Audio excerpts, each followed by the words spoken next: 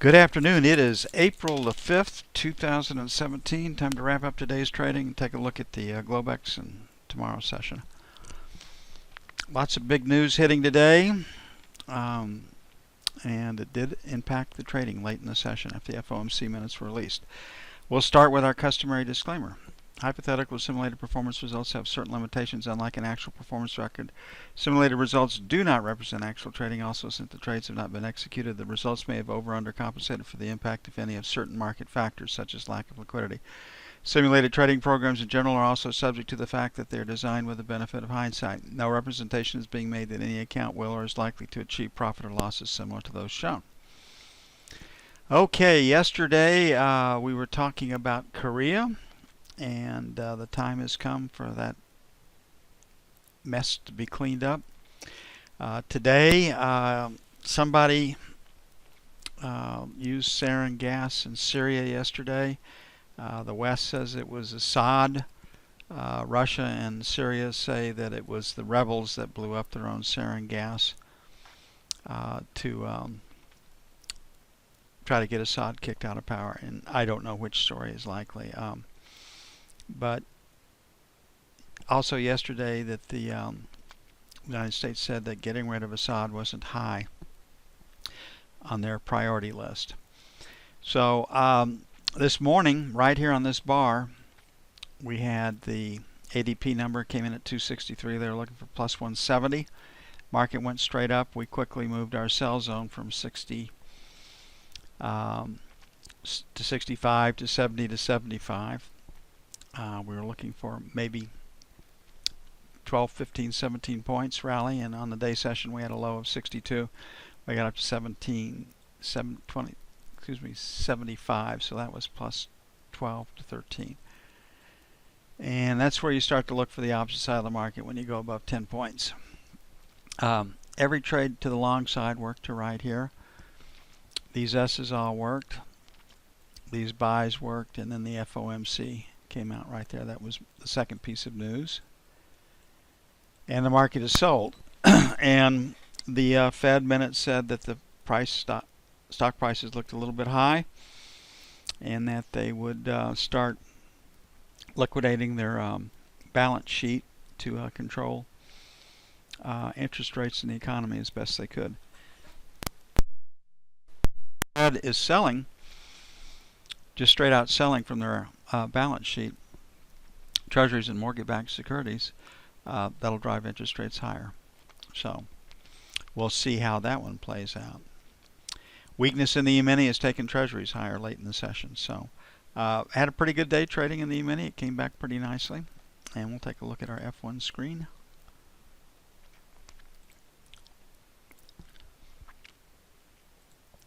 Higher low, higher high. Find a place to buy it. Our F2 screen is going to show two distributions. It's going to show a distribution higher starting in X period. That's when the news hit. And going to show a new distribution down. So that usually means trading range, or if there's a piece of news associated with it, lower. So here's our break at 2360, then 2350. So we have some news tomorrow. We got jobless claims at 250. Natural gas inventories at minus 43B. Probably won't impact our markets. We have big news on Friday, the non-farm payroll numbers, and that tends to hold the market in check. So we'll see if that actually happens. First sell is going to be 64.66. Second sell 69.71. We're headed lower, so 55.57 by 1. 50.52 by 2. And Friday's non-farm payroll numbers ought to bring us in a little bit of support in the market tomorrow. Won't be straight down. And we effectively have no news coming out of the U.S.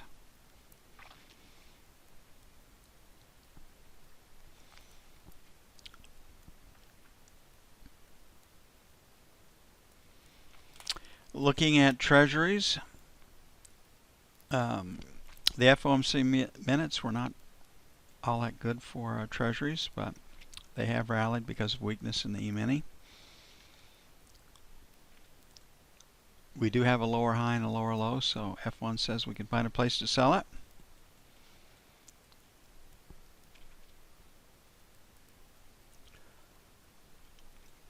And we had a P behind us, so we did have some buying. FOMC minutes hit. First move was lower. Then the E-mini starts to sell, and we're trading up right now. So, sell 4 to 8 in Globex. And if the E-mini continues to sell in Globex, we're not too interested in the short side of the market. 11 to 15 for sell 2. No news to speak of tomorrow. On the buy side, 25 to 29, buy 1. 17 to 21, buy 2.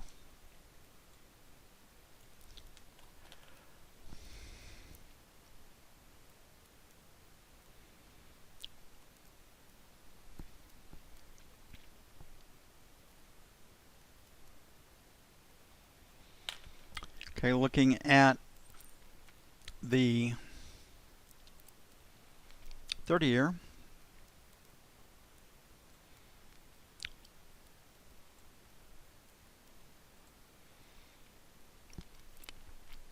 $20 to 24 is number 1. 27.31, sell 1. 7 to 11, sell 2. We do not want to be short if the E-mini is still selling. On the buy side, 8 to 12 is number 1. So 1 to 5 is buy 1. 21.25 is buy 2. And I guess we're coming in tomorrow looking at revised upward non-farm payroll numbers after that strong ADP number.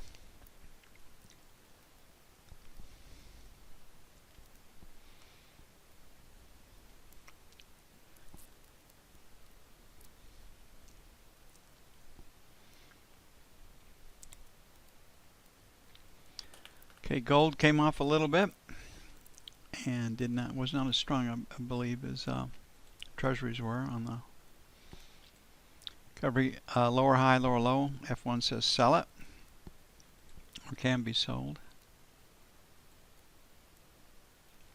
Similar picture with treasuries. E-mini is selling, so we're up.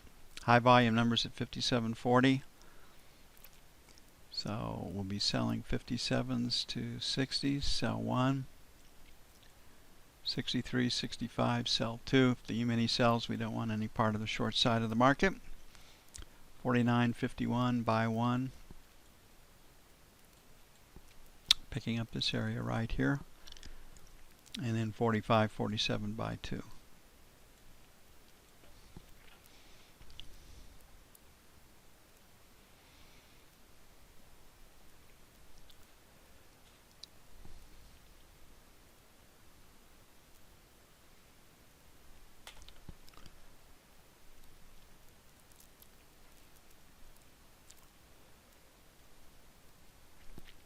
Looking at crude oil.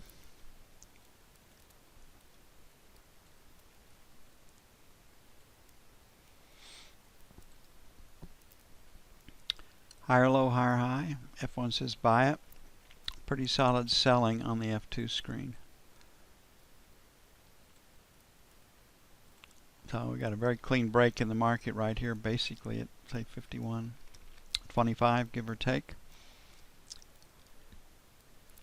And it may take 51 to get in, but we'll try for 25s to 50s, sell 1. And this morning we're at 75 to 52. We'll keep that as S2. Buy side 50 to 75, a little bit lower in London. Then 50, 50 and a quarter for buy 2.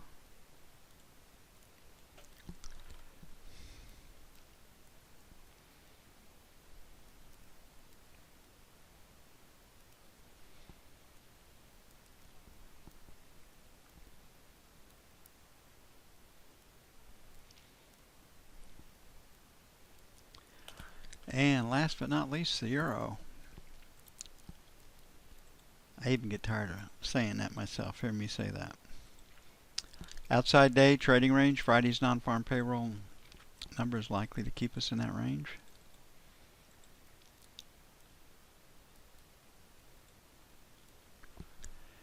So in the congestion area, we're leaning P. We've rejected prices above 107.15. If we'll try 715, 725, sell 1.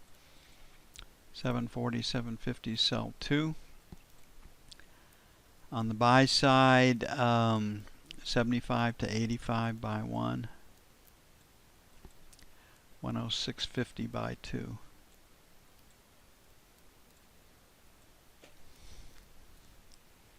And that's it for this April the 5th. 13 more days before we have to write those checks.